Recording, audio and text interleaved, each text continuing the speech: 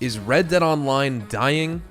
That's both a question that one gets asked a lot, and it's also a statement that gets used a lot. And every 3 months or so, I like to take the time to really look into how the game is doing by taking a look at the facts, how many units of this game are sold per quarter, what updates we're receiving, how this contributed to an increase in players or an increase in new players specifically, recurrent consumer spending, and more. And with Rockstar's parent company Take-Two Interactive delivering their Quarter 2 2022 earnings and investors conference, we get a solid report of these analytics and their own insights into how their products are doing. And of course, while GTA remains the franchise that they caught lightning in a bottle with for an ever-evolving online experience, Red Dead Online still proves to be a viable product to continue supporting, which is great news. Today, we will be talking a little bit of numbers and also discussing from a hardcore player's perspective what are some of the necessary steps that need to be taken for even more growth in the fiscal quarters ahead in regards to Red Dead. So if you enjoyed this video at any point, or if you just find it helpful, let me know by dropping a like on today's video, and if you want to stay up to date and in the loop with everything Red Dead Redemption 2 and Red Dead Online, consider hitting that subscribe button with your bell notifications turned on.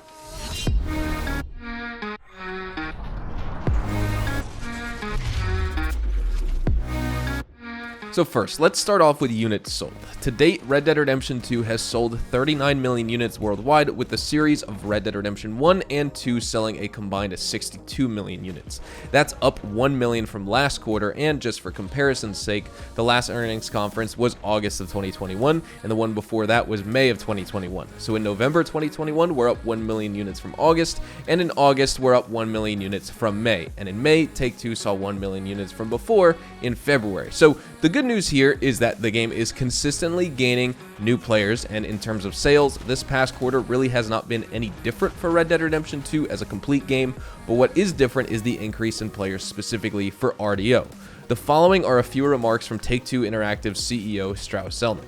Momentum continued in Red Dead Online with the introduction of the Blood Money update in July, which introduced a series of new criminal-themed opportunities, complex new missions, including the game's first train robbery, the Quick Draw Club, a series of 4 distinct rapid-fire passes featuring criminal-themed unlockable rewards, bonuses, and more. And as a result of the Blood Money update, as well as the influx of new players attributable to the standalone version of RDO, we experienced a 26% increase in active players and a 29% increase in new online player acquisition.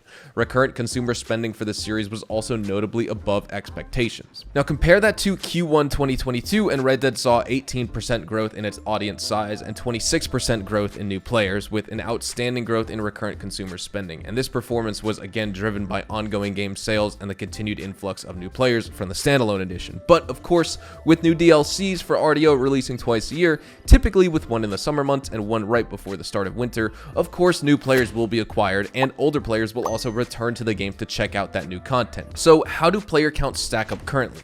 While it's tough to get an exact player count from both Xbox and PlayStation, we can take a look at Steam players to get an accurate reading and trend line for RDO players for at least one section of the PC player base. This of course excludes the Rockstar Games Launcher players like myself or the Epic Games Launcher players. However, it is one concrete metric we have to extrapolate to other platforms to see if things are heading in the right direction or the wrong direction. And according to the Steam numbers, we can see significant drops in players on a monthly basis since the release of Red Dead Online Blood Money.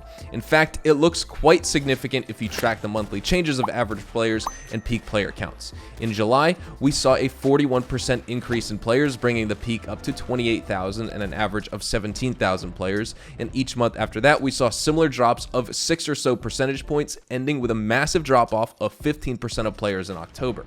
We have since recovered slightly with the Halloween update release, the Halloween bonuses, discounts, and of course the new content like the Call to Arms maps and the Halloween Pass. However, the drop for the month still happened beforehand, and it's not a good sign to see double-digit percentage drops in player counts of only a few months after a new DLC. But if we take a look at higher time frames, it's actually quite typical to have this up and down with this game, as we've had similar drops in players in February and March of this year alone, for example. And looking even more specifically at the trend line of average player counts month over month since the release of Red Dead Online on PC, it appears that Red Dead Online is at its lowest point since May of 2020.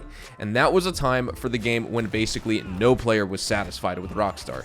It was 6 months since a new DLC release, and there was zero communication from Rockstar about what was to come in the future. And only in July of 2020 did we get the Naturalist update. So would I say we're heading in the wrong direction for this game? Personally, I don't see anything that indicates that we should be panicking, but there is one detail that I feel like I have to mention.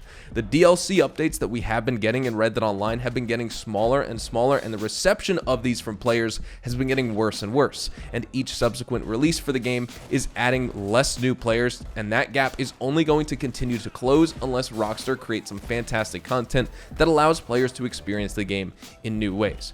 Frontier Pursuits was the single example for Red Dead Online of what's possible in this open world and how there are many different directions that Rockstar can take the game, and 2 years later, that was still the peak of the game in my opinion.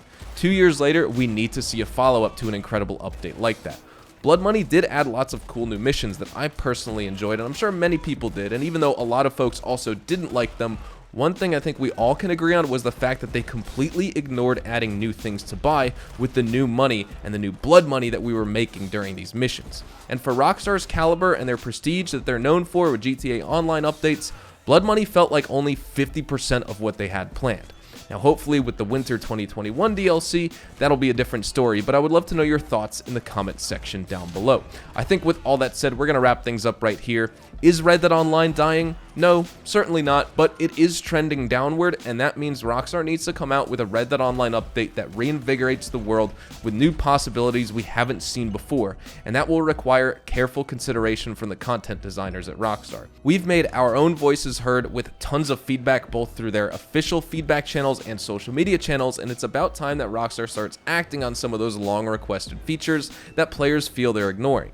If they can do that, I see a very bright future for Red Dead, for Rockstar, and for the broader player base and community. Hopefully you enjoyed the video today, and if you did, hopefully I earned your like on it. And of course, if you are new to my channel and you want to stay up to date with all the best Red Dead Online and Rockstar Games content, consider hitting that subscribe button so you don't miss out on a single thing we post here on the channel. We consistently talk about updates, news, information, tips, tricks, and even leaks, and we'll keep you guys updated here on the channel daily, so make sure you hit that subscribe button. If you want to follow me over on Twitch, Twitter, and Instagram, those are the best places to get connected with me outside of YouTube, and you're more than welcome to ask me any questions on those platforms. You can follow me at HazardousHDTV, and all of my social media links can be found in the description down below. With that being said, thank you all so much for watching, everyone. Hope you all have a fantastic day, and I will see you guys in the next Red Dead Online video. Adios, amigos.